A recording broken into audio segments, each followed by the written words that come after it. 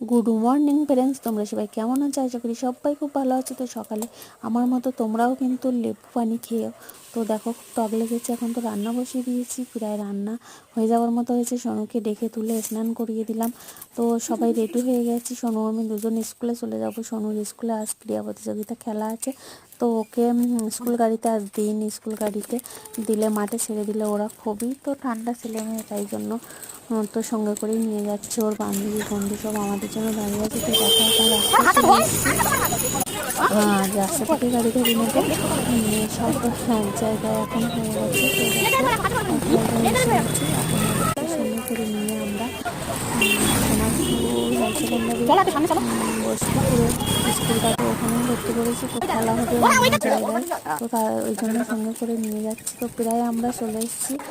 Please friends, ভিডিওটা ভালো লাগলে অবশ্যই লাইক করুন। তো টাটা।